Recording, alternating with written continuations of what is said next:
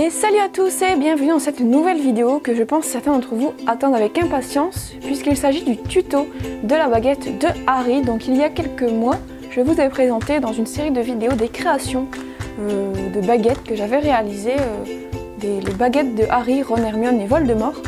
Donc voilà, vous avez été beaucoup à me demander des tutos et donc voilà, on y arrive. Donc on commence tout de suite avec celle de Harry, c'est parti.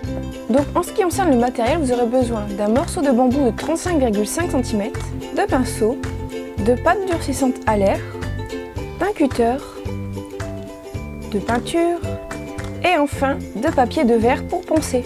Donc moi ce que j'ai fait hors caméra, c'est que j'ai taillé un peu l'extrémité de la baguette pour l'affiner et donc là je suis en train de poncer pour un peu adoucir le bois. Ensuite, donc vous allez prendre votre pâte et en aplatir un morceau avec votre baguette, un peu comme un rouleau à pâtisserie.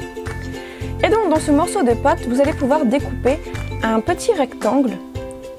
Ce rectangle, vous allez ensuite le disposer à environ 15 cm du bord de votre baguette et l'enrouler tout autour de votre baguette.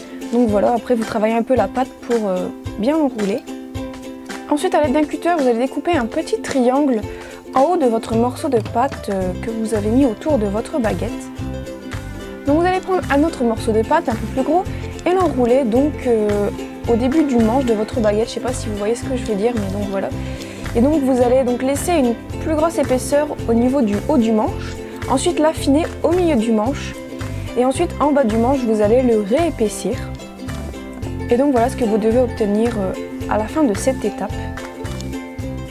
Donc ensuite là vous allez prendre par exemple un stylo, la pointe d'un stylo et commencer à faire des petits trous donc aux deux extrémités épaissies de votre manche. Donc vous voyez là je commence par le haut.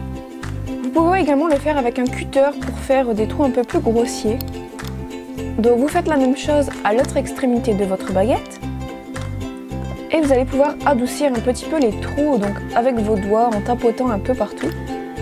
Donc ensuite vous allez faire une toute petite boule de pâte et donc la coller un peu où vous voulez au niveau du manche de la baguette et essayer donc de bien le coller dessus pour plus qu'on voit les démarcations. Et avec un crayon vous allez faire un petit trou au milieu et donc ça va faire un peu un effet comme une petite branche qu'on aurait coupée, voilà. Et donc vous faites la même chose à un autre endroit de votre baguette en essayant de ne pas coller les deux morceaux. Donc ensuite encore une fois vous allez prendre votre crayon et faire des lignes tout le long du manche sans trop appuyer. Et donc vous allez contourner les petits trucs que vous avez mis là, vos petits reliefs avec un trou dedans. Donc pour faire comme un effet de branche, un effet de vrai bois. Donc je vous conseille de regarder des petites images sur internet pour vous en inspirer. Donc voilà ce que vous obtenez à la fin. Donc ensuite vous allez faire sécher votre pâte pendant environ 24 heures et vous allez pouvoir commencer la peinture. Donc l'extrémité de la baguette, donc je compte tout en dehors du manche, vous allez le peindre avec du marron assez foncé.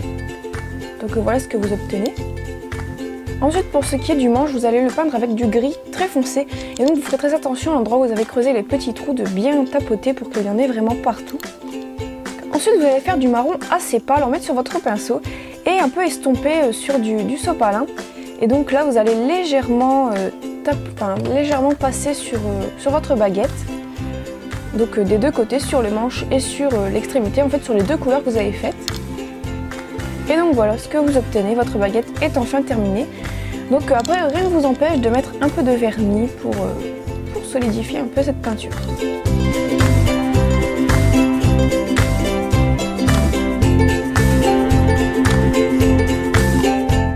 Bon voilà, j'espère que ça vous aura plu, n'hésitez pas à me dire ce que vous en avez pensé. Et donc n'hésitez pas à m'envoyer la photo de votre baguette sur Twitter à l'adresse qui s'affiche juste ici, je retweeterai votre photo.